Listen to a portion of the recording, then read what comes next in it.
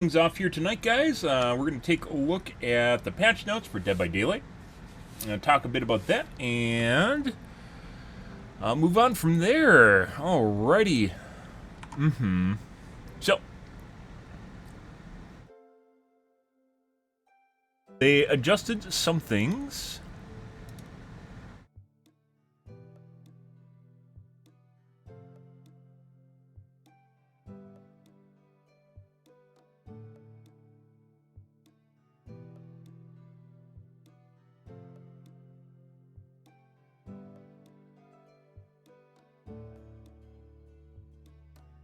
Alrighty. So,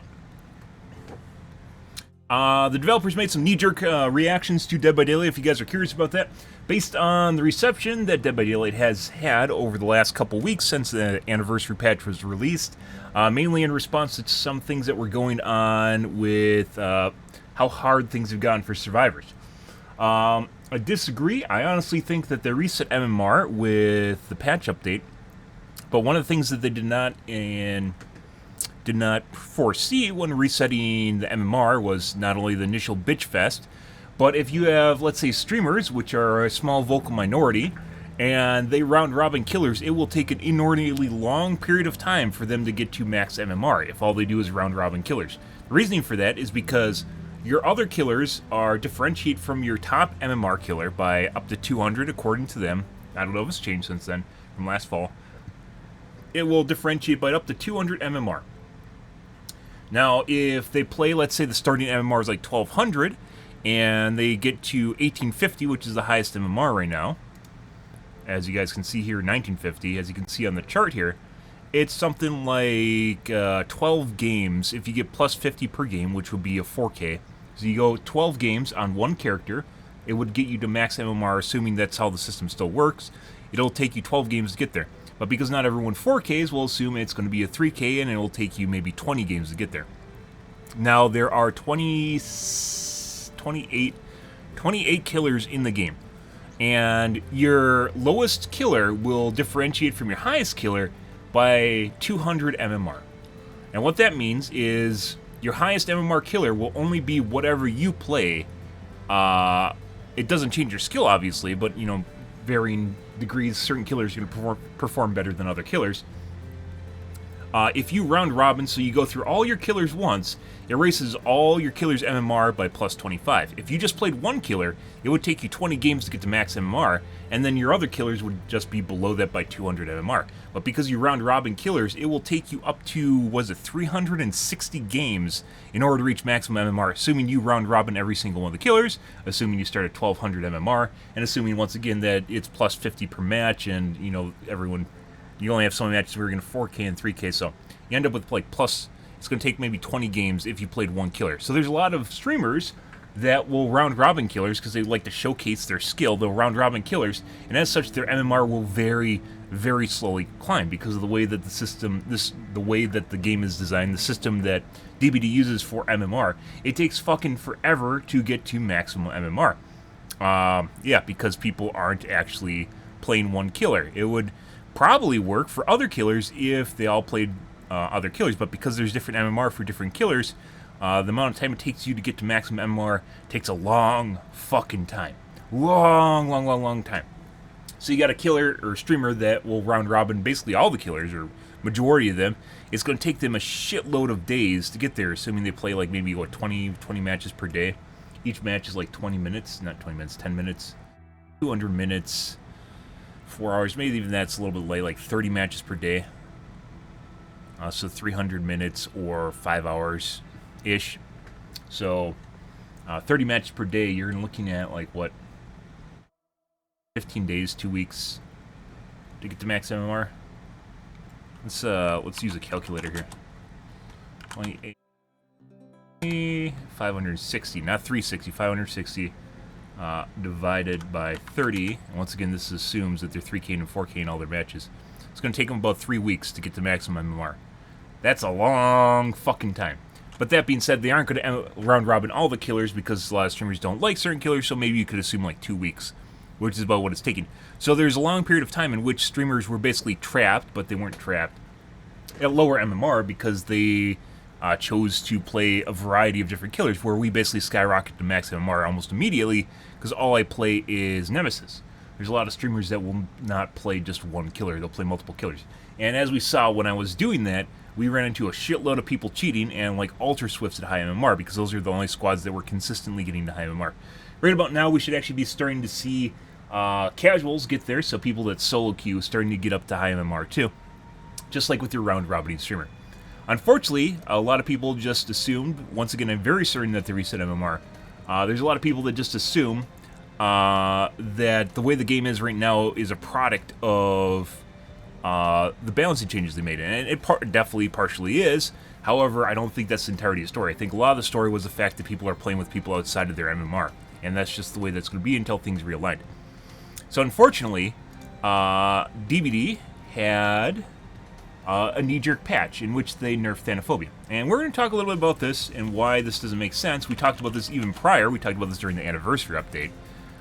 Why the Thanophobia buff didn't really matter, because it's 2%. Okay, so let's take a look at this. We got to bring out our calculator again, which I closed. So pre-patch, it takes 80 seconds to finish one generator, or across the entire game it takes 200 seconds, right? So with Thana, pre-patch Thana, you are looking at an additional, so 1.6 16 seconds. Generator?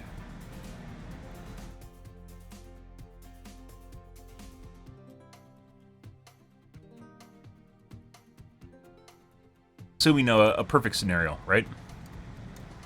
So 80 seconds is pre-patch, 80 seconds per gen. You are looking at an additional 16 seconds per generator. That's a lot, but once again, you don't get absolute Thana value. That's four people. Pre-patch Thana.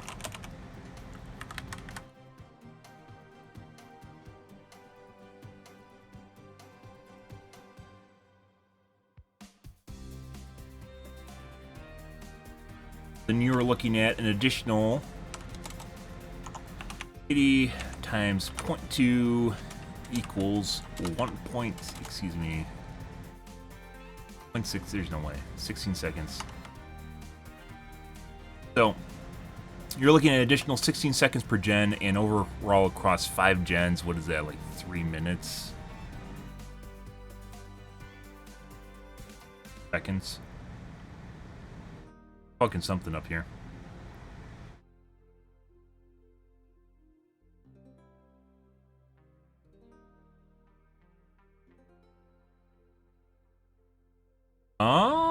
So 16 seconds. You are looking at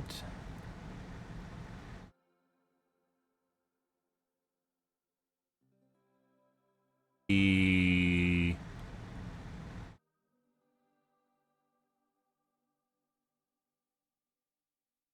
brain's not working today, guys.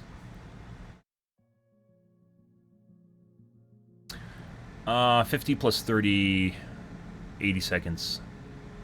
We're looking at an additional 80 seconds of time across 5 gens. This is with Thana and perfect Thana value. You're looking at 16 additional seconds with 4 stacks, which isn't going to ever happen. And evening Supro, and across all gens, you would have a total, assuming once again 4 stacks all the time. You're looking at additional 80 seconds, which is pretty meaty. But this was prior to the patch. This has existed for years. This has existed prior to patch, assuming you got perfect value, which you never are going to do. It would require 80 additional seconds. That's relatively decent amount of time, right? But that's once again pre-patch. That's something that's already existed, and was something that people could have done. All right, post-patch, you are looking at 90 seconds per gen, and a total of 450 seconds. Multiple ways of figuring that out. You're looking at 450 seconds. Okay, cool. So that adds an additional 10 seconds per gen. That means the extra value that you are getting, then post-patch value, you are getting an additional 1.8 seconds. Excuse me, 10.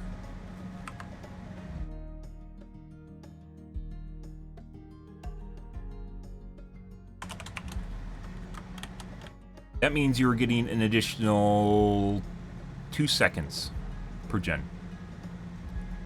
This is prior to Thana being buffed, by the way. This is just without the Thana buff, which we will look at in a second here.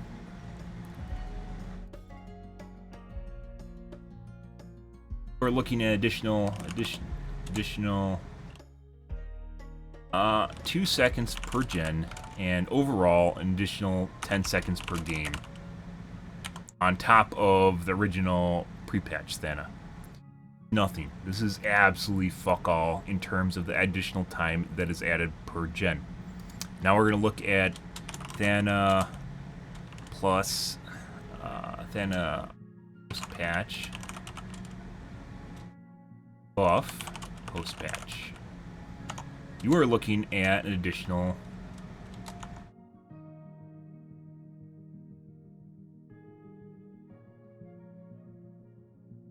additional 2%, which is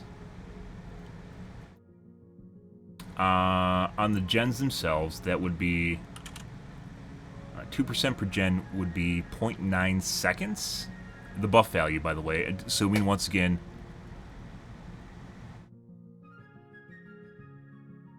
for stacks, which never happens.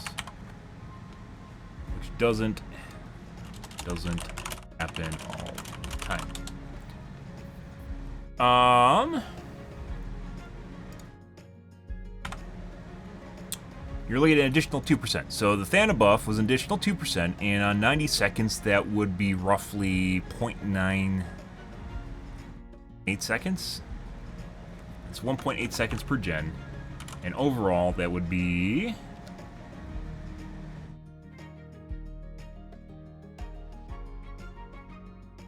9 seconds? Yeah. Overall, 9 seconds. But overall, the entire game, that will add an additional 9 seconds. That is jack shit. So the Thana buff added an additional 1.8 seconds per gen and 9 seconds overall, assuming 4 stacks.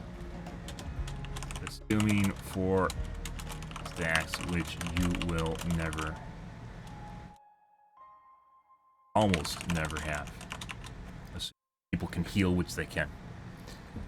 Yeah. So if we put this all in the context, the pre-patch Thana versus post, you are looking at an additional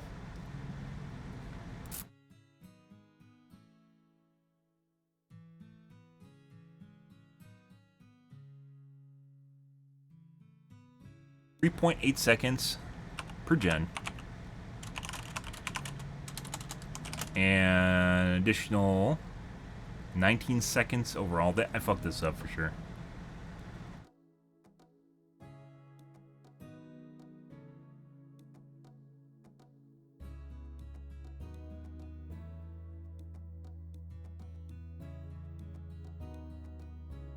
Oh, we're just looking at the 10-second difference.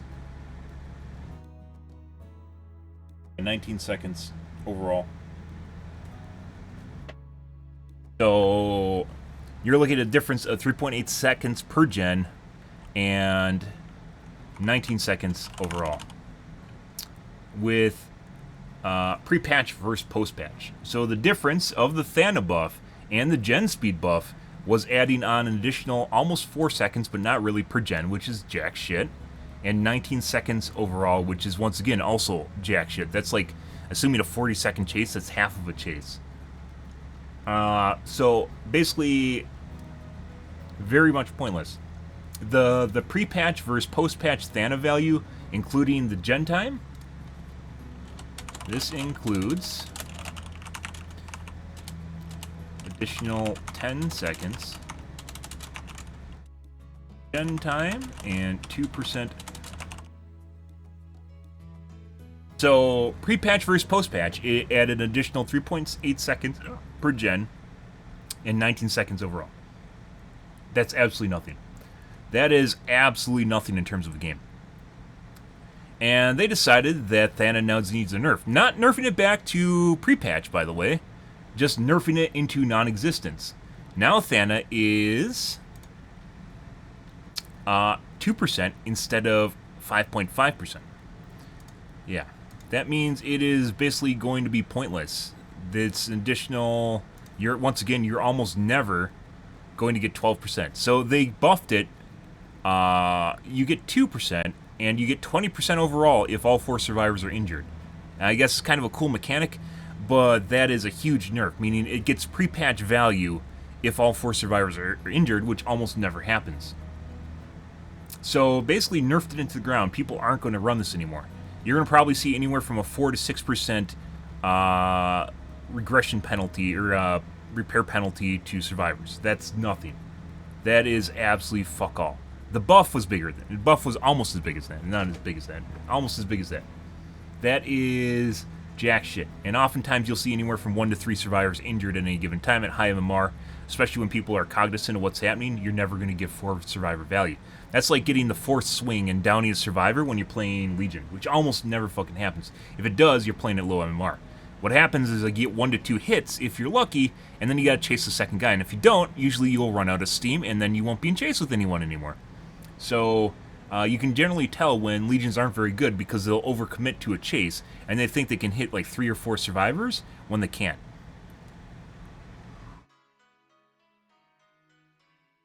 You can suck my dick. There you go, I turned it down for you. Absolutely fuck all, guys.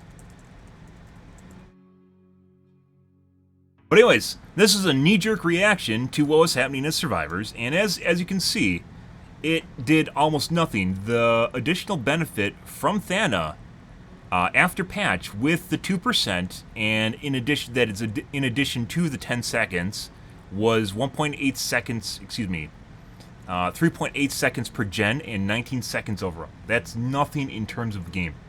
So the Thana buff did almost nothing, even though people were knee-jerking about it. It did almost nothing in terms of the overall game.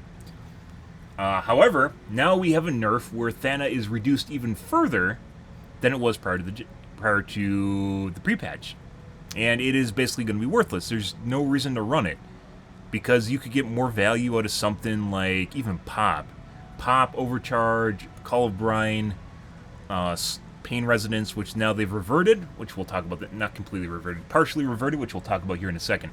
Basically, just people jerked off and whined enough on the forums that they got this nerf, despite the fact that it does almost nothing.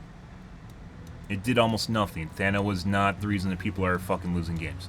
If you're extra 4 seconds on a gen, with all 4 survivors hurt, by the way, extra 4 seconds on a gen is what's destroying your games, you have a lot more problems than Thanophobia.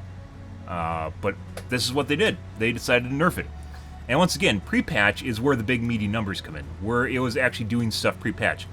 But even then, it's not really that great.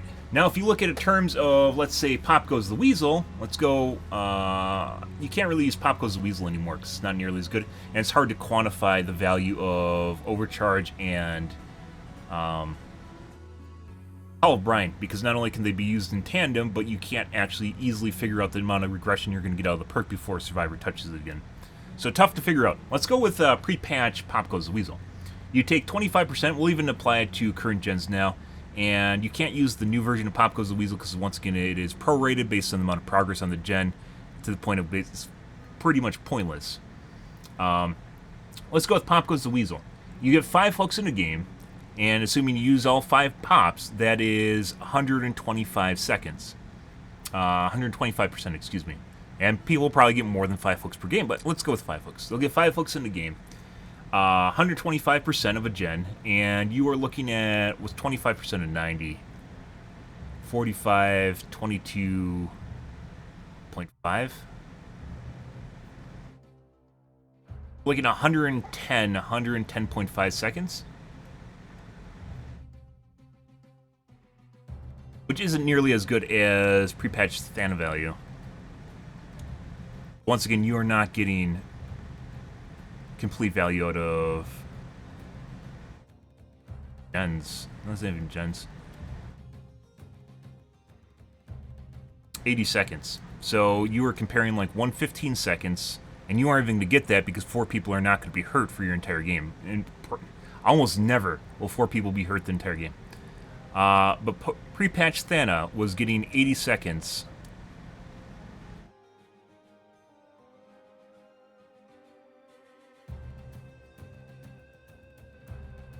Overall. And if you're getting 5 hooks, you are sitting at roughly...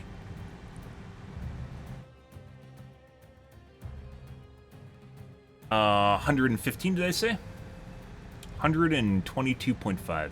That's not right either. 112.5. There we go. So pre-patch Pop was doing much more work than pre-patch Thana. And obviously pre-patch or Thana got pre-patch Pop got nerfed. Scourge hooks are still a thing, by the way. That's 15 seconds, but you don't need to manage your gens, which means you'll probably almost always get them. So much so that a lot of people will actually drop people on the way over to a hook. You ever done a pizza? Whatever is good for you. Sometimes they put spinach on pizzas. Not really against it. Sometimes you get into like the leafy greens that just kind of change.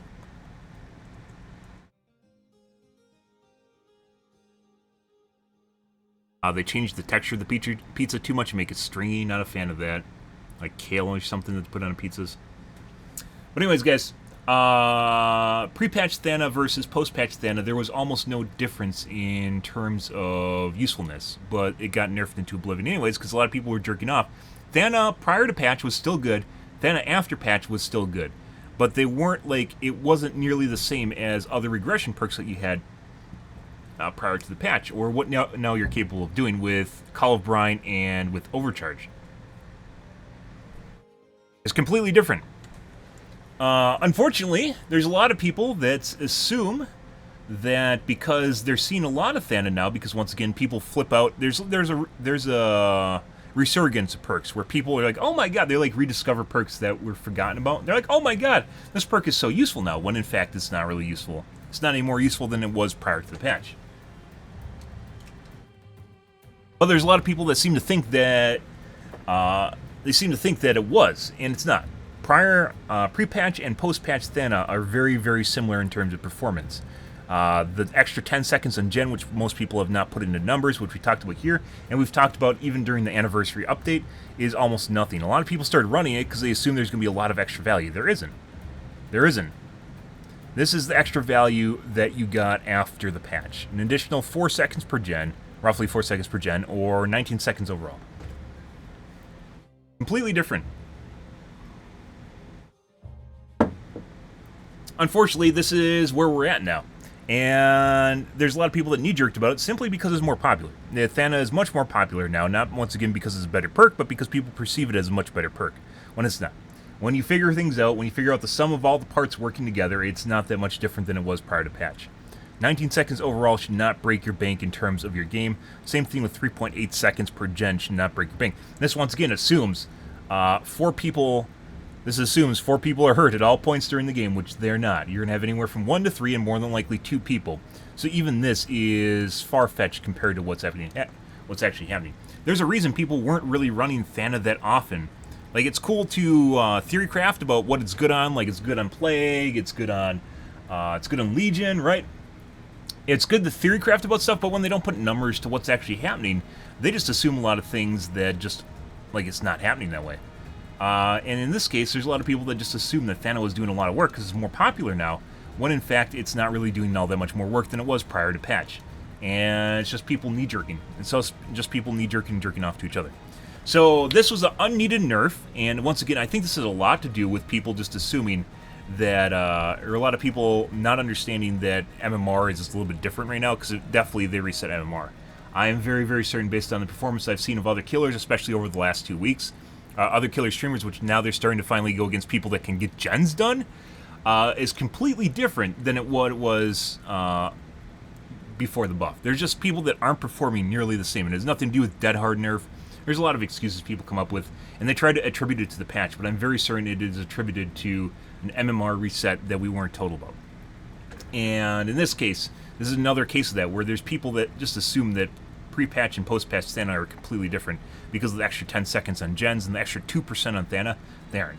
And this is, once again, is a perfect game. This is 4 people hurt all the fucking time. And the only time you can kind of assume that's going to happen is when you're running Plague, which is a horrible killer at high MMR. Because people just won't get infected, or if they do get infected, it's on purpose. And just because someone's infected doesn't mean you can down them. There's a lot of reasons why, like, Thana wasn't run prior to the patch, and that still holds true even after the patch. It just, you are not guaranteed you're going to have 4 people hurt at any given moment. This was a knee-jerk nerf, and now it's gone from, we aren't going to go through the numbers because it's going to be a huge pain in the ants once again, but it's now 2%, which means you're going to have almost no regression. It's going to, not regression, preventative, I don't know what to call it, nerf, repair speed nerf. You're not going to have any repair speed nerf unless you get 4 survivors hurt, and that's almost never going to happen unless you're running Plague. And even then, once again, depending on your MMR, is going to determine whether or not that even happens. So you have 2% here, and it's probably going to sit about 4% per game, which is absolutely fucking terrible. Absolutely fucking terrible. This perk is worthless. It is not going to be run anymore. No one's going to use it. Even if you have 3 survivors hurt, that's 6%. You could run Penamento with Ruin, and then have a Penamento and then a Ruin. Or some other build that you want to use to get Penamento up, and you're going to have a lot more value out of it. There's a lot of other things that do exactly this much better. Thana is literally dead, and that's not hyperbole, that's not sensationalism. The perk is done. There's nothing to do, like, they could have removed the 2% and people would still bitch about it. This is completely gutting the perk, it's doing nothing. Yeah, so it goes back to 20%, which is the pre-patch value if 4 people are hurt. That's terrible. There's no way. That's absolute garbage. Let's move along. Medal of Man, which was not that used that often, but they changed how Medal of Man works now, where if you have conspicuous action, it will disable Medal of Man.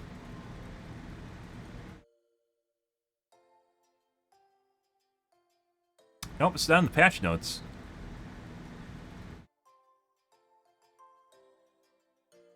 Maybe they reverted that too. So here, they talk about Metal Man, conspicuous actions.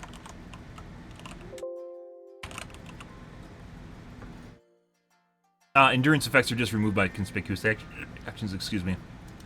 So before that, it was not affected by conspicuous actions. There's a lot of people that assume that it's going to be horrible, because now conspicuous actions remove it. Once again, you can use defensive perks offensively. If you've ever seen someone with OTR, they'll just get in your way and just cockblock you. Yeah, that's an example of a defensive perk that is used offensively. And this happened even prior to the patch, where you have people that block. Cockblock is very, very common at high MMR. People do it all the fucking time to take a protection hit for their friends. So now, Metal Man now operates off 2 hits instead of 3 hits, so it means it'll be up much more often.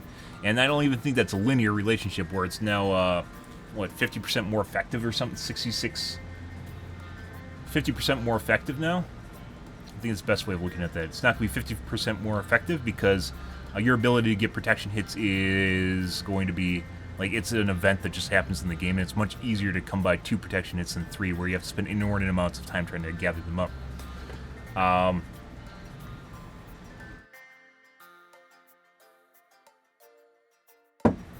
This basically allows you to prep this with 1 protection hit prior to a chase, basically, that you're going to need to be the go guy. And then when someone's getting tunneled, you can go in for another protection hit at full health. You'll take a protection hit, Medal of Man will activate, and then you'll have the endurance effect on the second hit. I don't even know if this is better than, like, let's say, it basically operates almost identical to Dead Hard, only and Dead Hard is on demand. Dead Hard just requires skill to use now, and it's still possible to use it. We've seen people use it in game, so it's going to be a little bit different, but yeah. Yeah. Buff, nerf, I don't know. Is this going to be used? I don't know. Why would you use this when you can use Metal or Dead Hard? I guess it's more guaranteed that you're going to take a protection hit, right? But Dead Hard is something that you can use on demand, and then the conspicuous action won't disable it, so yeah. Is Dead Hard still exhaust, too?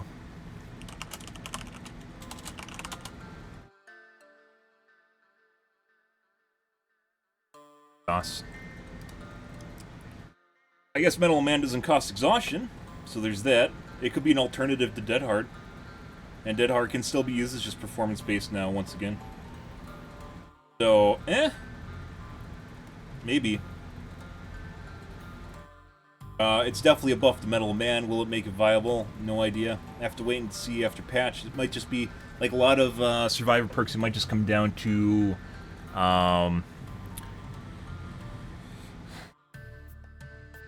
personal preference. There's a lot of builds that you can play and a lot of options for survivors now, which is one of the reasons survivors are having so much problems, because they can't just go and just pick one item and just be fine with it.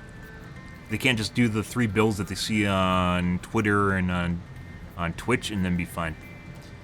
That's just the way it goes, though, so yeah. We'll see. Sometimes if people have too many options, they don't know what to do, and it literally hurts them more than it helps them. So they brought back Pain Resonance Dead Man Switch, and then they nerfed the shit out of Dead Man Switch. So Dead Man Switch used to activate for 45 seconds, now it's 30 seconds. And Pain Resonance will now make interrupt survivors so that they'll get off the gen, and that means Dead Man Switch can activate, but Dead Man Switch only lasts for 30 seconds now. Does not notify the killer with a scream, yep.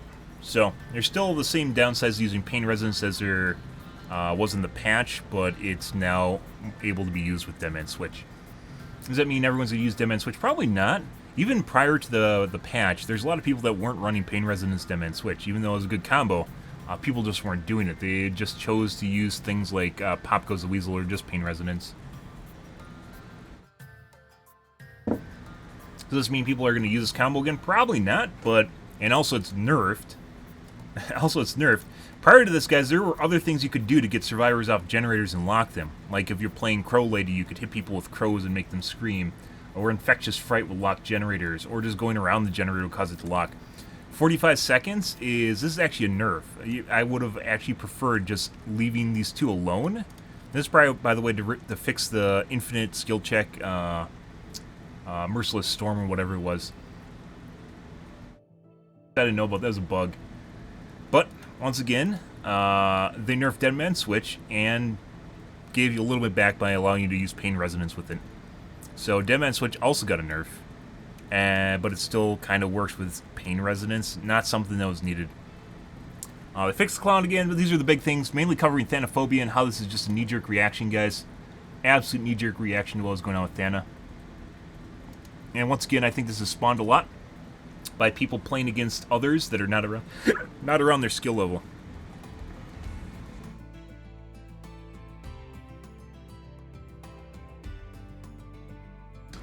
That's just the way it goes, guys. But yeah, it's kind of interesting just looking at this. It was almost inevitable that they're going to do a knee-jerk reaction because there's a lot of people freaking out right now, even though you can start to see MMR starting to be aligned properly.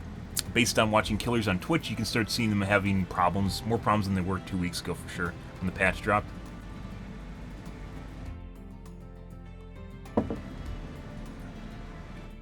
Yeah.